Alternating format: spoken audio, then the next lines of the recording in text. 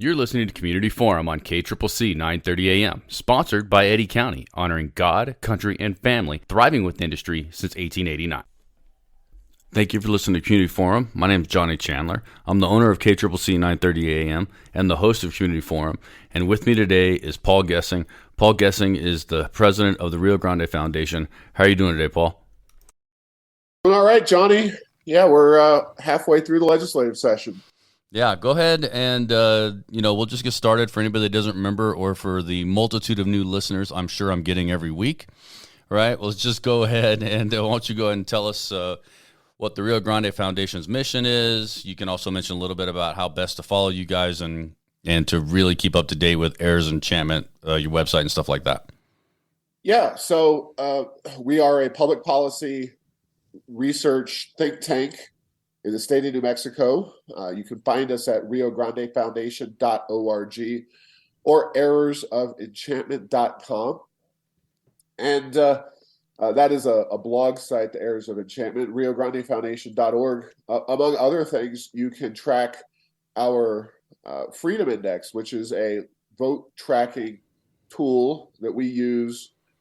We rate the bills as they are introduced, and then once they move through the process, legislators are given scores automatically by the system because we just initially give it a rating -8 if it's really bad anti-freedom, +8 if it's really great and pro-freedom, and everything in between. When it comes to issues that the Rio Grande Foundation tracks and cares about, which involve your pocketbook, the economy, your education, your kids' education, and your constitutional freedoms. Those are really the primary focal points of our efforts and the Freedom Index. And you can see how your representatives and senators are voting on those particular issues through that system. And we really try hard during these legislative sessions to not just track what's going on, but also to weigh in and share with legislators and the public some of the things that are going on in the session. Okay, so you also do a podcast. I believe you do at least one a week, if not more than that. You guys are up to well over 450 podcasts so far. I listen to it every week, so it's definitely a must listen to. Where do I find that one at? tippingpointnm.com. And we do two. We do one that involves just a conversation with my co-host, Wally Drangmeister. And then I do one where I sit down with somebody who I find interesting. Typically, they're involved in public policy in some way, shape, or form. Maybe they're a business person. A couple of recent guests I've had on. One was Hal Stratton. He is the only Republican Attorney General of New Mexico in any of our lifetimes, and by that I mean even if you're 100 years old, New Mexico has gone a long way without having Republicans in the Attorney General office. Hal also was chair of the Consumer Product Safety Commission, which that was under the Bush administration, and it reared its ugly head as an agency recently when one of the commissioners said that they were going to look at banning gas stoves in people's houses. So I wanted to get Hal's take on that. And then thirdly, Hal co-founded the Rio Grande Foundation in the year 2000. And he remains involved in the foundation. But I wanted to get a little bit of the public backstory relating to how the Rio Grande Foundation came to be from Hal himself. Right. So it's tippingpointnm.com. It's definitely worth a listen. They're about 40 minutes long, 30 to 40 minutes long typically are the podcast. Very good information there, in my opinion. And something that we air every Wednesday here on KCCC. So we air every Wednesday at noon. We're probably about a week behind you guys when it comes to me downloading it and getting on our air. So we don't air it like the day after you do. But it's still incredibly relevant and quite timely. Yeah, thank you for doing that. And it is, I believe, good information. If you listen to those episodes, you're definitely getting a good impression of some of the relevant issues here in New Mexico and even across the country to an extent. Well, I mean, if it's important or not, I'm a huge fan of the Rio Grande Foundation. I have been for a very long time, even when I was a journalist in Albuquerque and made sure to not have my opinion show anywhere in what I was trying to do. But I'm a huge fan of Rio Grande Foundation. I love what you guys are doing. And you've been president since 2006? Yeah. So I'm creeping up here on 17 years. I started March 1st of 2006. And we just passed Valentine's Day. I was living in the DC area there, and a funny quick story. So let's just say that being a small nonprofit, the Rio Grande Foundation didn't have a lot in the way of moving costs to offer me from a move from the DC area. A part of my Valentine's Day of 2006 involved my now wife, then girlfriend, taking large 8x11 pieces of plywood and putting them on the top of my Ford Focus, which I owned at the time, and transporting them for use in the moving process. I'll just say that involved a semi-tractor trailer truck. I didn't have that much stuff, but it was the way the thing was moved. And so Valentine's Day of 2006 was something that my wife still gives me a hard time about, but also kind of puts out there as a kind of a early stage romantic thing. So right, well, kind of a funny little insight there. Yeah, that's a good story. So you've been in New Mexico a long time, but you're not a native New Mexican. So real quickly, before we get into legislative stuff, what do you love about New Mexico? You stuck around for a long time. You got some good credentials. You probably didn't need to stay here if you didn't want to. Yeah, so I had family ties to New Mexico. That's one of the things that attracted me here, and I still have family in New Mexico that preceded my moving here.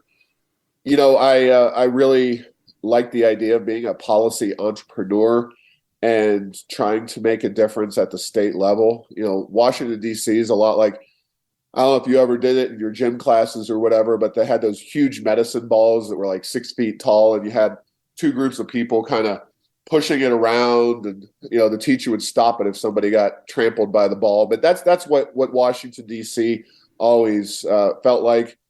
Here at the state level, especially on the conservative free market side, I've always seen New Mexico as a state that has all the potential in the world. It's a beautiful state, a lot of outdoor activities, a lot of things that people can really enjoy about this place. It's unparalleled, really. And on the other hand, we screw ourselves all the time, for lack of a better word, with bad public policy. Right now is a perfect example, and this is a great transition because we have this $3.6 billion budget surplus, 42% year over year surplus revenue for the legislature to do something game-changing with, coming out of Lee and Eddy counties in southeastern New Mexico, benefiting the whole state. And, I'm not saying it's going to be a complete lost opportunity. I'm hopeful that they will find a way to enact some game-changing policies. But boy, if I had a chance to enact just a quarter or 1 out of every 10 policy agenda items from the Rio Grande Foundation, we could turn this state around and make it a very prosperous, very economically and educationally sound state in the matter of 5 to 10 years. It wouldn't take much. And I just think people in New Mexico need to understand that this is not a poor state. It is a rich state. We just keep ourselves poor by electing politicians who don't have our best interests in mind. No, so we're certainly resource rich, and you could say that within our diverse population, the great multiculturalism we have here in the state of New Mexico, which I think is wonderful, from northern New Mexico all the way to southern New Mexico. It's quite different, but it's wonderful in multiple ways. But we're also very resource rich, which here in Eddy County and Lee County, where we benefit from directly, but the state benefits a lot as well. If you listen to Biden's State of the Union speech, he said we've got about, the oil and gas industry should invest in what they're doing because we have about 10 years left, right? I believe that's exactly what he said. So I guess I wanted to get your take on that when it comes to the state of New Mexico and poisoning itself to take advantage of the oil and gas boom now. Is it going to last longer than 10 years? And are they doing anything right now necessarily to to really invest or support the oil and gas industry that gave them such a generous $3.6 billion surplus? Well, there's a lot of parts to unpack in that. I'll say this for starters. New Mexico oil production has approximately quintupled over the last decade. So here we are in early 2013. If you go back to 2012, 2013, oil production alone has quintupled. That's phenomenal, and that's where this money is coming from, the $3.6 billion, let alone other budget years leading up to this. We've seen an explosion in money available to governments. And that's great. It's something that highlights the entrepreneurial aspect, especially of southeastern New Mexico. And it's something that could really take New Mexico out of the basement on so many of these good lists and put us out there as a economic boom town, boom state in the southwestern part of our country, the place where people are moving to because of the beauty and all of the other things that make New Mexico and its neighbors so attractive. I don't know if you saw this, Johnny, but a recent story from the Financial Times found that New Mexico now outproduces Old Mexico in oil, which is just crazy. Now, partially that's because of our boom. Partially that's because Mexico is a declining oil-producing nation because of their own bad policy situation. So what are we doing with that money? Now, we're halfway through the session. The honest truth is we don't know whether this is going to be a lost opportunity of small proportions or whether they're going to completely miss out. So starting out, the number one thing that needs to be done is we need to reform our gross receipts tax. We need to make the tax structure of New Mexico not as anti-business, especially small business. Legislation's been introduced, HB 367, by Representative Jason Harper, a Republican, that would end pyramiding of taxes on services. So as an example, you're a radio station. If somebody calls you up and says, hey, I want to advertise on your station, I encourage them to do that, but that's a separate point. If they do that, you have to charge them under the gross receipts tax of New Mexico. Yes, I don't know do. what the rate is in Carlsbad, but here in Albuquerque, it's 7.75. That just is not done in other states. Now, it would be one thing if this was limited to radio, TV, billboard, whatever, all of which charge GRT. It hits bookkeepers, accountants, attorneys. Okay, maybe tax them, just kidding. But it hits doctors as well. And all of those folks are paying taxes on business inputs that are unpaid in almost every other state because they're business inputs. Small businesses today are the big businesses of tomorrow. Now, we disagree vehemently with the radical environmentalists and some of the people who say we should diversify away from oil and gas. We don't believe that that really is something that needs to be done in the sense that we want to abandon oil and gas. That's what they want to do. We believe that oil and gas could and should help propel New Mexico to a prosperous future, to the point where if in 20, 30, 40, 50 years, which is maybe a little more realistic as to when the oil and gas industry might start to decline, then and only then can we be diversified and economically successful, that we say, well, it was a great run.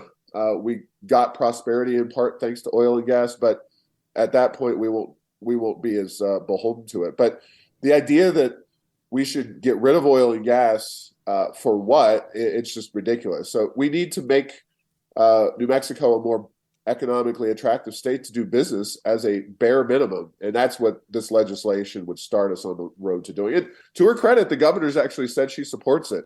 Yeah. Representative Harper, I heard him on KKOB the other day. I think he was on with BB Today. I don't even know that gentleman's name, but that's the name of his show is BB Today. Yep. And entertaining enough for sure. But he sounded pretty confident on that show that it was going to pass. I agree. I listened to that very same segment, and it's Brandon Vogt, BV. Yeah, Jason and I have seen each other and talked about this issue, and he does. I agree. Sounds confident. I hope he is right. Certainly, having the governor supporting him in a Democrat legislature can only help the chances of getting this done. But yeah, I mean, that's, as I said, that's a starting point. This is not by any stretch of the imagination the ending point. I think if you're talking about the biggest lead weight causing our state to not perform, not to be a diversified economy, it's that issue. But so much more could and should be done to make New Mexico attractive. And again, this is independent of the oil and gas industry. Obviously, I think it's going to be around for a very long time. And because this boom is unique, in the past, we've had price booms in oil and gas, and specifically oil. But New Mexico, if you look at charts of our oil production, before 2012 or so, we were very consistent. It was like a flat line. And then all of a sudden, wham, we went up and, like I said, quintupled. So how do we use this once in not just a generation? How do we use this opportunity to improve New Mexico? Because it's not like with oil and gas doing what it's already doing, our policies are working out very well for New Mexico. We're 52nd in education. We're one of the poorest states in the country. We have all these problems. It's not the fault of oil and gas. It's the fault of the people we elect in Santa Fe. And, unfortunately, I think we elected a lot of the same people in Santa Fe, but that doesn't mean that they can't still do the right thing, even if we might disagree with a lot of what the other things they'll do this session. I have a quick question about the GRT, and this is just my ignorance, basically. That's why I'm having you on, as you can answer this question for me, right? So I was talking with my wife the other day during that segment with Representative Harper, and I was like, so before the latest oil and gas boom, we were just kind of even, right? We didn't really have much of a surplus. But if we have a GRT tax pyramiding scheme, as I've heard it be called before, right? We're just one after the other instead of the end consumer paying for the tax, right? So my question on that is are we that poor of a state to where we had to have this pyramiding? So let's say we do not have an oil and gas boom and we got rid of the pyramiding. Would we have a deficit every year after that? So I don't know if you understand what I'm asking here, but we're doing pyramiding so much and we were just barely breaking even. So is the pyramiding was keeping us afloat? So that's a great question. And I would answer it in two ways. One is that the gross receipts tax started way back in the Great Depression as a robust revenue-raising tool, because basically the gross receipts tax, as it was originally conceived, was a very low rate. I think it was like 2.5, 2.25. It was very, very low. But the idea was, like Ronald Reagan said, if it moves, tax it, that kind of thing. That was the gross receipts tax way back in the Great Depression. It was a way to generate needed revenue for the state. Over the years, for many good reasons, for example, a true gross receipts tax would tax your personal income at that 2.25 or 5 level. That's a bargain compared to our current income tax, but it's a little odd in tax policy to tax everything the exact same rate. So what's happened is that over the decades, we've seen things excluded from taxation under the gross receipts tax, and rates go up. So it's just a fact of life and a fact of New Mexico politics that over time that rate has gone up and up and up, with local communities imposing taxes, the state imposing new rates on the GRT, and also carving out particular interest groups and whatever other things they were trying to do at the time.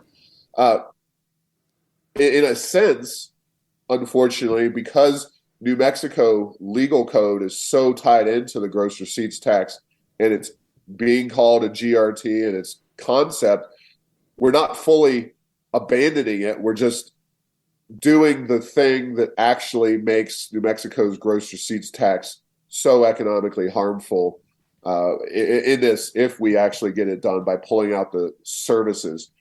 Oil and gas is one of the industries that pays a lot of gross receipts tax on those services. And I'm not well versed in quite everything that the legislature is going to do on this as to whether those business services will be specifically pulled out. Because as you know, anyone in the industry knows, oil and gas is often treated under a whole different legal code. So it's very complicated. That's one of the reasons it's so hard to reform this kind of thing. To answer your question specifically and straightforwardly, the gross receipts tax also chases away economic activity. Businesses find it complicated. Small businesses don't grow. Small businesses leave the state. And so I think we talk about the Laffer curve sometimes, if you're familiar with that, where, at 0% tax rate, you have no tax revenue. And then at 100% tax rate, you have no tax revenue. The sweet spot is somewhere in between that. Having this gross receipts tax go away on services for businesses, you will see more businesses engaging in that economic activity. And I think you'll see growth in the economy that will make New Mexico come out on the positive when it comes to overall revenues. And it's nothing revolutionary in tax policy, but it involves us getting out of our own way.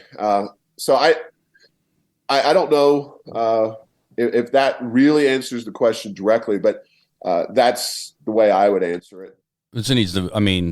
With this, we just cannot be competitive with the surrounding states that are growing leaps and bounds, and we simply are not. Exactly. Yeah. New Mexico's in the most economically competitive region in the entire country. We've got Texas on one side. You all are familiar with that state, 0 personal income tax.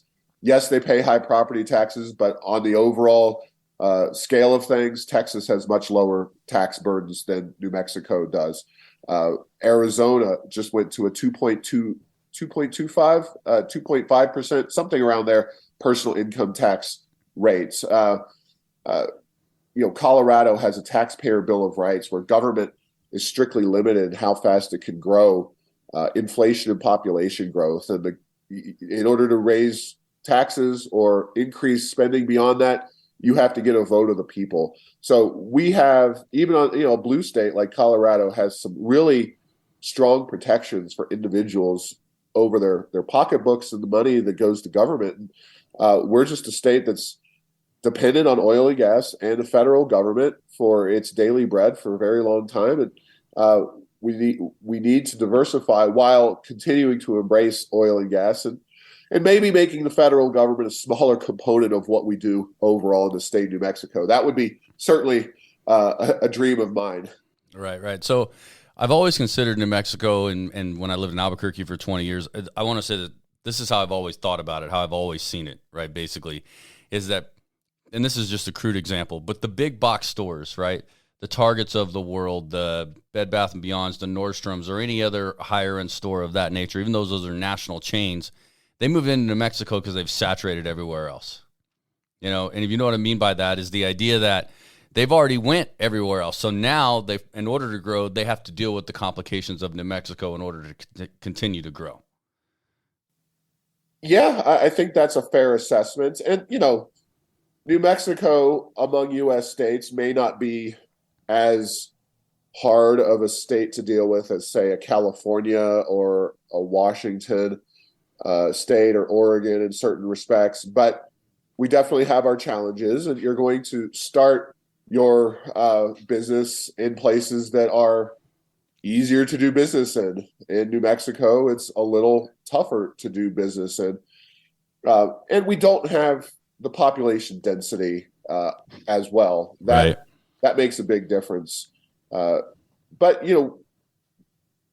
we can be a state that encourages and relies on smaller businesses and makes that a priority, that would only accentuate our unique culture and a lot of the unique parts of what makes New Mexico so special, if we emphasize that a little more. Okay. So we've got, just over maybe 5 to 8 minutes left in this first 30-minute segment that we're doing today. Why don't we kind of close with, and you could take a little bit longer if you'd like, of course. Give me one really good thing. We talked about GRT, which I felt like was really one of the most important, oil and gas and the importance of that we understand. Give me one good thing and one bad thing that's happening in the legislative session. Can you boil that down? One good outside GRT, and then maybe, I'm sure there's multiple bad, but let's just maybe talk about one bad thing. Wow. That's a lot. So, unfortunately, the good thing, one of the good things I would have been able to point you to is that I was hoping we would see some restrictions placed on the governor in terms of, and not just this governor, but future governors on their emergency powers. Those bills had made their way out of their first committee, but they were killed yesterday as I discussed this. Now, there's other pieces of legislation that could move forward, but I really am a believer that one-person rule is not a good thing. It's something that needs to be addressed.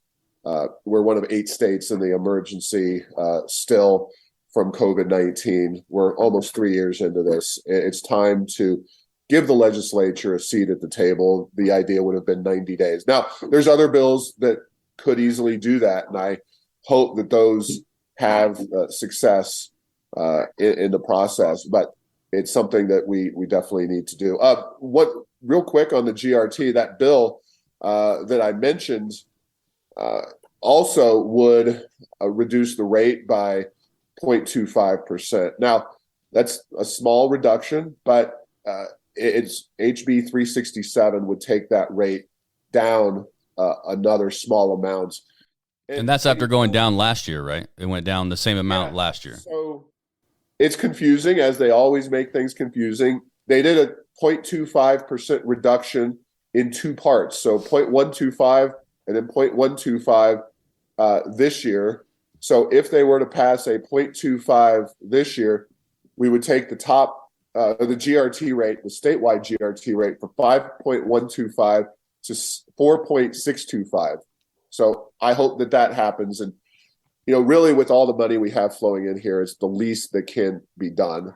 Not a huge fan of the rebates, but it's better than spending all the money. So I'm okay. That's fine.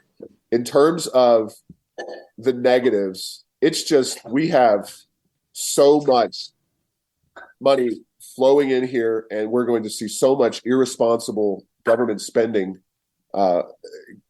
Yes, the oil gas boom will continue, but we need to really make this make government not grow so rapidly and make it grow into something that's unsustainable in future years. Who knows where oil and gas will be, but we can't continue to grow it like this.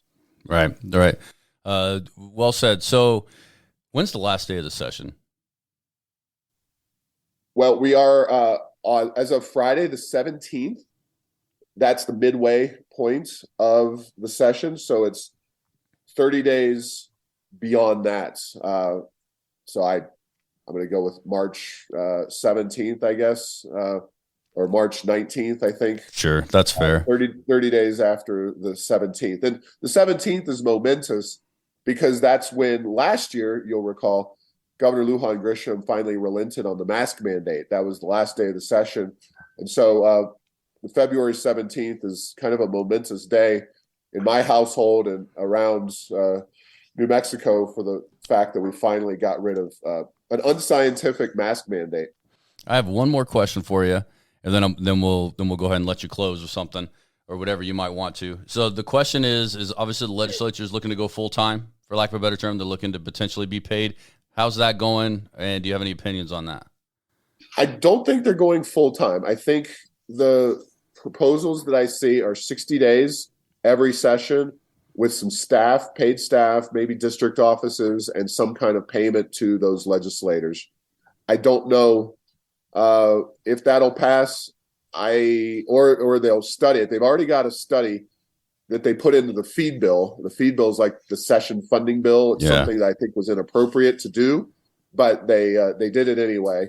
My preference would be that they do this as a policy analysis initially, and then figure it out. And then a year or two later, if they think it makes sense, they can go ahead and do it. I'm not a fan. It's not our top priority for things to kill this session or bad ideas this session because, why I'm not a fan. Nothing about New Mexico's legislature is specifically holding it back, except for the people we send to the legislature. And unfortunately, that's not Carlsbad or Southeast New Mexico. They always send great people to the legislature, but the rest of the state tends to send folks who just don't understand basic economics and believe government has all the answers. And if we sent different people to the legislature, it wouldn't matter if they were part-time, full-time, if they legislated with one arm tied behind their backs, they would do a better job than, unfortunately, the very, very left-wing progressive folks that we've had dominating up there for several years now. All right. So, Paul Gessing, any closing statements? Anything else you want to say? I want to have you back on. Let's have you back on at the end of the session so we can do a recap after that, for sure. Well, not as a concluding statement, but SB 53 relating to Holtec and preventing that facility from being built. I don't know if New Mexico can actually stop it, but sadly, you have so-called environmentalists who want to prevent a nuclear storage facility when nuclear is really the best way for zero carbon electricity to be generated and come to be a cleaner way to fuel our society. And it's absolutely idiotic and ignorant for legislators who don't represent the community where that's going to be located to want to take away the jobs and economic growth of a facility like that. It passed through the Senate. Jeff Steinborn, left-wing Democrat from Las Cruces, is the sponsor.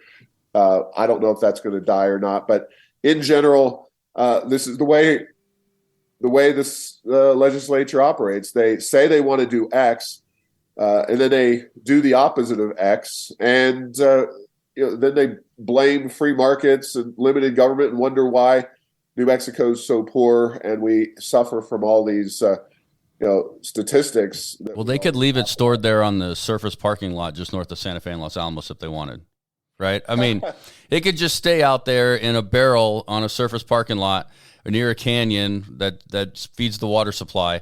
Or you can bring it down here where the community understands how to deal with nuclear waste, has been doing it for a very long time, is incredibly supportive of it, has the expertise. So you could bring it down here and store it in a responsible manner, considering there's nowhere else in the country to do such a thing, right? Or you can leave it on your back, or you can leave it in the back parking lot behind your house. It's up to you. Yeah, and the unfortunate reality is that while we may see some progress on some specific issues, the legislature and this governor are not inclined towards leading us into a free and prosperous future. They tend to believe very much in their own powers and the powers of government to use coercion to do what they want to do and to grease the special interest palms and all the things that we know go on in New Mexico. So it would be great if we saw a change of direction, but we're going to try to minimize the harm of this legislative session and maximize the benefit. You can track that process at riograndefoundation.org. Use our Freedom Index tool where we rate the votes, and you can see who buys into the ideology of freedom and who buys into the ideology of big government. Right. Anything else? No, just I appreciate the opportunity. It's a very, very busy time for us at the foundation. We try to get up to Santa Fe and talk about these issues. And, I will say real quick, if there are issues that people are concerned about themselves, look, I know Southeast New Mexico is a long way from Santa Fe. Go on to nmlegis.gov or use our Freedom Index or other tools to find out bills that you care about and go virtually testify on these bills in the session. You can do it as simply as a Zoom link. And yes, the timing is not always easy because the legislature, especially now that we're getting into crunch time, their schedules really vary dramatically. But it's a great way to participate in the legislative process and hopefully have an impact on what's going on up there. All right, Paul Gessing, president of the Rio Grande Foundation. That's riograndefoundation.org, tippingpointnm.com, errorsoфenchantment.com, all three great resources. And that's an organization you need to follow if you are about freedom, to be honest, not to sugarcoat it in any way. If you're about freedom and you want the ability to succeed and prosper, then the Rio Grande Foundation is a good leader in my opinion. So thank you, Paul, for coming on. I appreciate it. Thank you, and we are tax deductible for donations. There you go. Don't forget, and you could go to their website and make a donation. That'd be wonderful. All right. Take care, Johnny. Appreciate it. I'll talk to you after the session. Yes, sir. Thank you. All right. You're listening to Community Forum on KCCC 930 AM, sponsored by Eddy County, honoring God, country, and family, thriving with industry since 1889.